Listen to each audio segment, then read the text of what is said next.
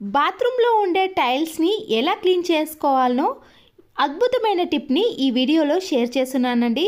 చూసారు కదండి ఇక్కడ బాత్రూమ్ అనేది ఎలా ఉందో. దానికోసం మనం బకెట్లో కొన్ని వాటర్ని తీసుకొని వంట సోడాతో పాటు వైట్ వెనిగర్ని కూడా యాడ్ చేసుకోవాలి. కొద్దిగా సర్పును వేసుకొని బాగా మిక్స్ చేసుకుంటే సరిపోతుందండి. ఇంకా ఎలాంటి హార్పిక్ని కూడా యూజ్ చేయాల్సిన అవసరం కూడా ఉండదు. ఇలా బాగా కలిసిన తర్వాత బాత్రూమ్ టైల్స్ పైన ఈ వాటర్ని కొద్దిగా వేసుకుంటూ మనము క్లీన్ చేసుకోవాలి.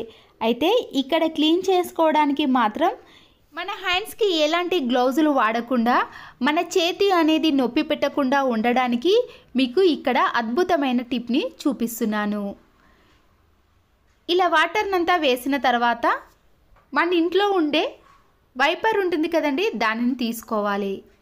ఈ వైపర్ అనేది అందరి ఇళ్లలో కనబడుతుంది. అయితే సైజులో మాత్రం ఇలా నేను చిన్నది తీసుకున్నానండి. మీ ఇంట్లో పెద్ద సైజు ఉన్నా కూడా తీసుకోవచ్చు. దానికి ఇలాంటి స్టీల్ స్క్రబ్బర్ని వేసుకోవాలి.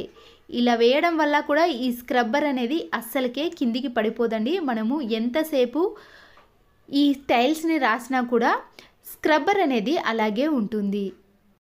చూసారు కదండి, ఇప్పుడు మనము ఈ టైల్స్ పై ఉండే తెల్లటి మరకలు, సోప్ మరకలు అన్నిటినీ కూడా ఇలా సర్ఫ్ వాటర్ని వేసిన తర్వాత ఈ వైపర్తో ఇలా క్లీన్ చేసుకోవాలి. మన హ్యాండ్స్ కూడా ఎక్కువగా నొప్పి పెట్టేవండి. గ్లౌజులు కూడా వాడాల్సిన అవసరం కూడా ఉండదు. ఎలాంటి హార్పిక్ని యూజ్ చేయకుండానే ఇలా ఇంట్లో ఉండే వాటితోటే ఈ టైల్స్ని క్లీన్ చేసుకోవచ్చు. ఈ వైపర్కి మనము స్టీల్ స్క్రబ్బర్ని వేసాం కాబట్టి ఎలాంటి జిడ్డు మరకలైనా తొలగిపోతాయి. ఇలా తక్కువ సమయంలోనే మనము బాత్రూంలో ఉండే టైల్స్ని క్లీన్ చేసుకోవచ్చు. చూసారు కదండి, ఇలా బాత్రూంలో ఉండే టైల్స్ని క్లీన్ చేసుకున్నాక మనము వాటర్తో క్లీన్ చేసుకుంటే సరిపోతుంది. బాత్రూంలో ఉండే మరకలను క్లీన్ చేయలేకపోతున్న వారు ఇలా వైపర్కి స్టీల్ స్క్రబ్బర్ని వేసి క్లీన్ చేసుకొని చూడండి. ఎలాంటి ఇబ్బంది లేకుండా తక్కువ టైంలోనే క్లీన్ చేసుకోవచ్చు. ఇంతకు ముందు చూసిన వాటర్ మరకలు అనేవి అస్సలకే కనిపించవండి. వాష్రూమ్ అనేది చాలా నీట్గా క్లీన్గా కనబడుతుంది. ఇంతకు ముందుకి ఇప్పటికీ తేడా కనిపించింది కదండి. టైల్స్ అనేవి మళ్ళీ అద్దంలా మెరిసిపోతాయి. తక్కువ టైంలోనే ఎలాంటి లిక్విడ్లు యూజ్ చేయకుండా క్లీన్ చేసుకోవచ్చు. వేస్ట్గా ఉన్న ఒక మాస్క్ని తీసుకొని ఇలా సీజర్తో ఒక సైడ్ మాత్రమే కట్ చేసుకోవాలి. ఇలా కట్ చేసుకున్న ఈ మాస్కులో మనము హాఫ్ నిమ్మకాయ ఉంటుంది కదండి, దానిని తీసుకొని చిన్న చిన్న పీసెస్గా కట్ చేసుకోండి. పూర్తి నిమ్మకాయను కూడా యూజ్ చేయొచ్చండి. నేనైతే ఇక్కడ హాఫ్ నిమ్మకాయని ఇలా చిన్న చిన్న పీసెస్గా కట్ చేసి ఈ మాస్కులోకి వేసుకోవాలి.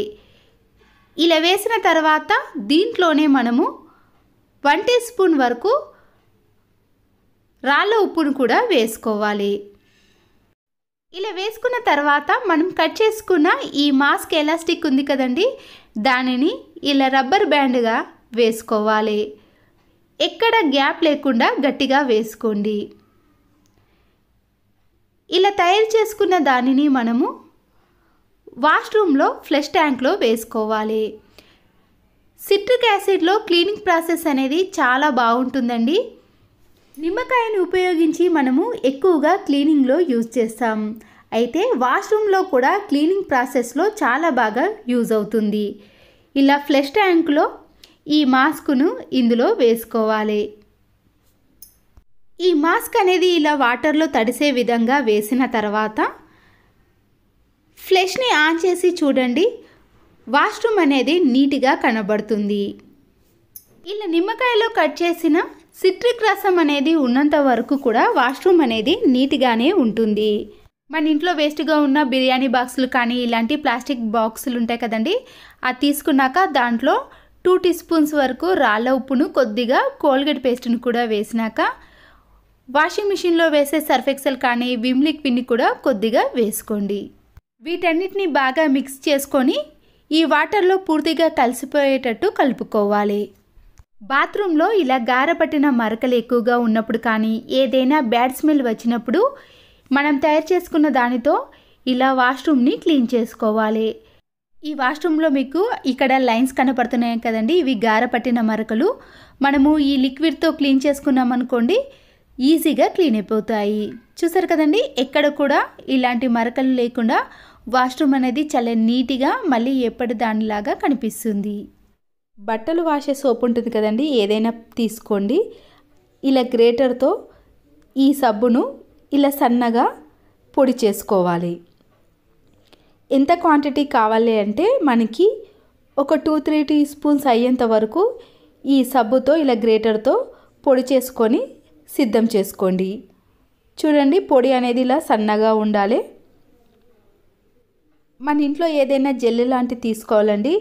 నేను హ్యాండ్ వాష్ లైబాయ్ లిక్విడ్ తీసుకుంటున్నాను. ఈ లిక్విడ్ని నేను ఈ సోప్లో ఒక 2-3 టీ స్పూన్స్ వరకు యాడ్ చేసుకోవాలి. ఒకవేళ మీకు ఇది అవైలబుల్గా లేదే అనుకుంటే ఓన్లీ మీరు కోల్గేట్ పేస్టుని ఈ సోప్ని రెండింటిని యాడ్ చేసినా సరిపోతుంది. నేను ఇలా కోల్గేట్ పేస్ట్ని కొద్దిగా వేసిన తర్వాత వీటన్నిటిని ఇలా బాగా మిక్స్ చేసుకుంటున్నాను. మన ఇంట్లో ఉండే ఒక మాస్క్ని తీసుకోండి. ఇలా వీడియోలో చూపించిన మాదిరిగా పైన ఇలా కొద్దిగా కట్ చేసుకుంటే దీంట్లో మనకి వైట్ కలర్లో ఉండే వైర్ అనేది వస్తుందండి. ఈ వైర్ని ఇలా బయటకు తీసేయాలి. ఇప్పుడు దీనిని పక్కన పెట్టేసుకొని ఈ సీజర్తో ఒక సైడ్ మొత్తం పై పొర మాత్రమే కట్ చేసుకోవాలండి. మొత్తంగా మాస్క్ను ఒక సైడ్ కట్ చేయకూడదు.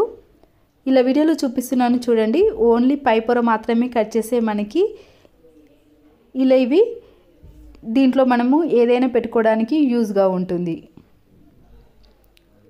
మనం ముందుగానే ప్రిపేర్ చేసుకున్న సోప్ ఉంది కదా, ఇప్పుడు దీనిని ఇలా స్పూన్తో ఈ మాస్క్లోకి వేసుకోవాలి. నాకు 2.5 టీ స్పూన్స్ వరకు ఈ క్వాంటిటీ అనేది అయింది. ఇలా తయారు చేసింది మనకి 1 మంత్ వరకు యూజ్ అవుతుందండి.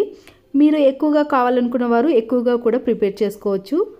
ఒకవేళ 2-3 మంత్స్ వరకు కావాలన్నా కూడా ఈ క్వాంటిటీని మనం కొద్దిగా పెంచుకుంటే సరిపోతుంది.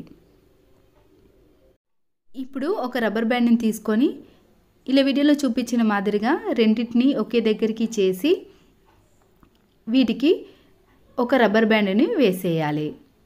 ఇలా వేయడం వలన దీంట్లో ఉండే ఈ సోప్ అనేది బయటికి రాకుండా ఉంటుంది. ఈ రబ్బర్ బ్యాండ్ని మాత్రం లూజ్గా వేయొద్దండి, టైట్గా వేస్తేనే మనం ఇది వాటర్లో పెట్టినా కూడా బయటికి రాకుండా ఉంటుంది. ఎక్కడ గ్యాప్ లేకుండా చూసుకోవాలి. వాష్రూమ్లో ఫ్లష్ ఉంటుంది కదండి, దాని క్యాప్ని తీసేసి ఈ మాస్క్ను ఇందులో ఇలా వీడియోలో చూపించిన మాదిరిగా గట్టిగా ముడివేయాలండి. లూజ్గా ముడివేసామనుకోండి ఈ మాస్క్ అనేది ఈ వాటర్లో పూర్తిగా పడిపోతుంది.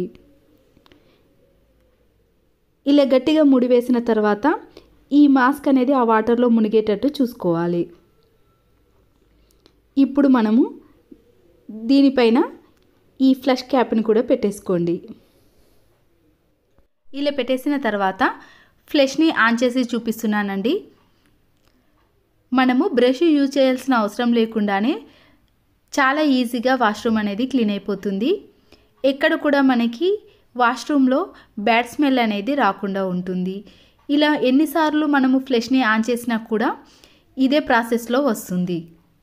మనం తీసుకున్న క్వాంటిటీ ఎక్కువగా తీసుకుంటే మనము ఎక్కువ మంత్స్ వరకు యూజ్ చేసుకోవచ్చు. ఈ వీడియో కానీ మీకు నచ్చినట్లయితే ఒక లైక్ చేయండి. నా ఛానల్ని మొదటిసారిగా చూసిన వారైతే రెడ్ కలర్లో ఉన్న సబ్స్క్రైబ్ బటన్ని నొక్కి పక్కనే ఉన్న బెల్ ఐకాన్ని యాక్టివేట్ చేసుకోండి. Please subscribe Siri cooking and vlogs. Thanks for watching.